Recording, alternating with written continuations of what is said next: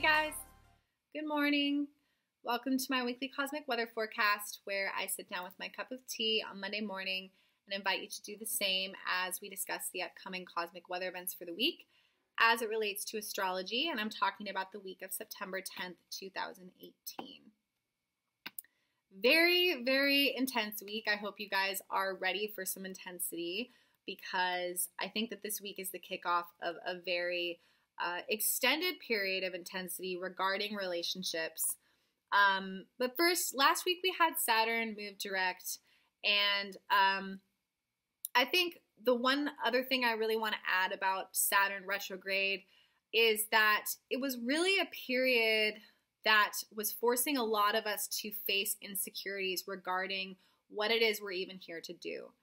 Because Saturn governs our long-term goals and our career and our legacy. When it was retrograde, we were really facing a lot of things hindering our forward movement process because retrogrades are about going inward and rethinking whatever it is that planet represents. So with Saturn representing our career and our work and the things that we place pride in, it might have been a pretty long period of you wondering if you even have what it takes or if you're good enough regarding what it is you're here to do. So now that Saturn has moved direct, there is this forward-moving surge of energy, and some of the barriers that have been keeping us from moving forward might have been released.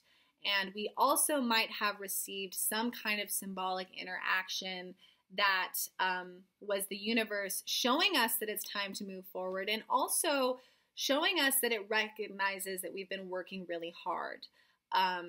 So your sacrifices and your dedication might have been recognized in some way, either by a mentor or someone that you idolize in your field, or somebody who kind of plays a father figure role in your life, a boss or a landlord or someone like that. So yeah, I think that Saturn direct is about recognizing that when sacrifices are made, they eventually do pay off, and hard work and dedication has its very, very important place in our life journey. But moving forward, so starting out on Monday, we have Venus in Scorpio now, guys. So things are going to shift pretty dramatically, particularly in the way that we are experiencing our interpersonal relationships. And when we have Scorpio in the mix, things become a lot more deep and mystical and intense and potentially painful. Let's talk about Scorpio, the archetype, to understand why that is. So in the evolutionary journey of the soul as represented by the zodiac, when we get to Scorpio, this is where the soul experiences the deepest soul merging with another being. Now, this can be experienced through a sexual union, but also through death, as there is no real death, but in symbolic death, when we leave this body, we merge with Source and we become one again. So becoming one while we're in these human bodies, of course, is sexual union. So because Scorpio is this place where we experience the deepest union, it is also where we experience the deepest loss, either through the loss of the ego, which must be shed in order to merge as one. All sense of separation is ripped away, or through the actual separation within a relationship. As we know that soulmates come together, but at certain points in evolution must also walk and go their separate ways. So Scorpio walks around with this inherent deep fear of this loss and essentially carries with it the deep-seated fear of abandonment. So a lot of people like to attribute traits with Scorpio, like they're manipulative, they're jealous, or they're secretive. And indeed, these are character traits that we can assign to Scorpio because they often exhibit these traits. But let's understand why they do. Manipulation is a result of trying to control your external environment so that something else doesn't occur. So often when Scorpio loves someone, they may manipulate the situation in order to get them to stay, simply as a byproduct of this deep-seated fear of being left behind.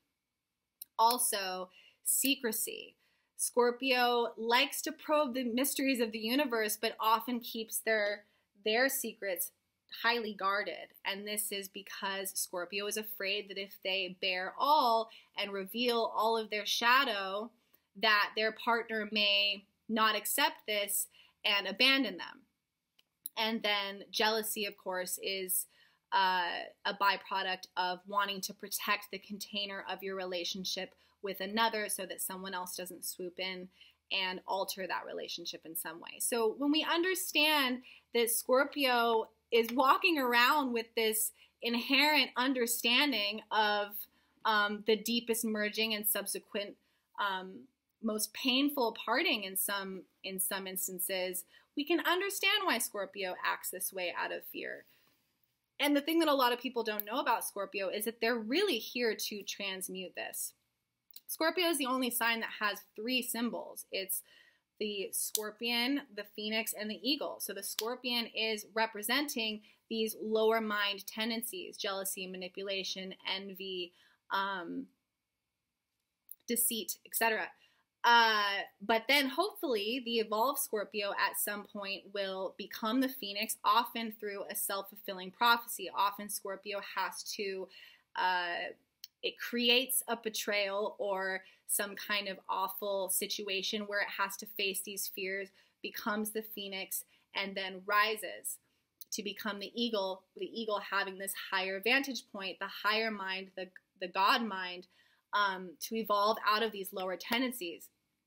So this is Scorpio, the archetype. So when we have Venus, the collective Venus, moving into Scorpio, we are really going to start seeing our relationships come through this lens of wanting to do this deep shadow work. So a lot of this is going to be having to expose our shadow to others. So one last thing about Scorpio, the archetype, is that the key to Scorpio's everlasting happiness and what it really desires, despite all the secrecy, is, of course, finding that one other person that they can establish this deep karmic relationship with, that is based on transparency and based on complete vulnerability and the ripping off of the masks and bearing all, so that it can be witnessed and then accepted through another person. So this is what we would call unconditional love. But it's a process, and it's a shadow process, and it's really uncomfortable. And speaking of uncomfortable, we have Mars moving into Aquarius on Monday, it was earlier this year. But with Mars moving into Aquarius, we're really seeking new relationships. And Aquarius is often forcing us outside of our comfort zone. So when something is new and it's foreign and it has this kind of radical, rebellious nature of it through Aquarius, we're going to be once again encountering interactions with others that are forcing us outside of our comfort zones. And this can be uncomfortable because it's new and we're really having to broaden our horizons. So yeah, Monday and Tuesday we have the moon in Libra, and it's mixing with this new Venus in Scorpio. So whatever interactions you're going to start having with others this week are going to have this deeper scorpionic, highly sexual, highly mystical, magical element to it. But I think that if we go into it with the essence of Scorpio in mind and the overall goal, which is full transparency in order to achieve the higher states of the soulmate karmic connections, which is unconditional love, we can navigate through them more easily. And also recognizing that a lot of this is reevaluating what the term soulmate even means collectively. So much of humanity is still walking around with these pre-programmed ideas of what purpose a relationship with another human being even serves. And when we understand that a true soulmate connection is two beings coming together, creating a contract and a soul bond to use this relationship as a vehicle for spiritual ascension and nothing more, then we start to look at all of the relationships that we may be interacting with or have in the past or people that we know, and realizing that there is a lot of reevaluation that probably needs to take place. Because a lot of the relationships that human beings are pre-programmed to initiate have a very self-serving desire behind them. You know, this person makes me look good, or this person creates an environment where I don't have to face my shadow, and they kind of coddle me, or, you know, it's convenient, or I know this person will never leave because I don't want to be alone, so I stay, I settle. There's all sorts of different reasons. So I think that just collectively, we're going to be really looking at our relationships through the Scorpionic lens and really diving deep into the shadows to do some healing and some transmutation. I think the craziest day of the week is definitely Wednesday, because we're going to have the moon go into Scorpio, and it's going to conjunct Venus in Scorpio, which is lovely. It's very sexy. It's very mystical and magical and karmic, but it's opposing Uranus, which is crazy, out of nowhere, radical, weird, alien, revolutionary, explosive interactions. So gear up for that, guys. It's going to be interesting. And remembering that Venus in Scorpio is also finances. It rules other people's money, the bank systems, loans, etc. Uranus is often technology. So we might be doing a lot of searching and reevaluating how we deal with finances. How do we manifest money into our lives? How do we feel okay about accepting money from other people, knowing our value, knowing our worth, raising our rates, this type of stuff. And then really beautiful closeout to the week, we'll have a moon in Sag. We're going to have Mercury sextiling Jupiter and trining Pluto. And what I like about this is that Sag is about the search for truth. It's about the quest for truth using the higher mind.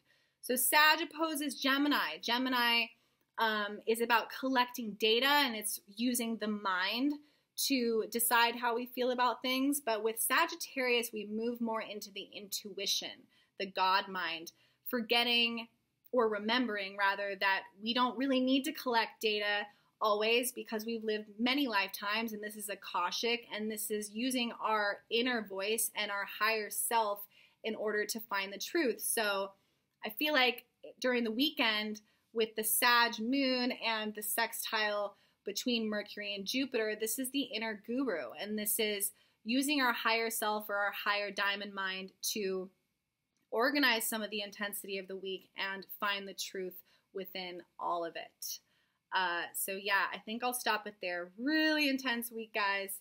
Stay safe and stay grounded. Yeah, thank you so much for watching. And if you would like to reach out to me for a natal chart reading, you are more than welcome to do so.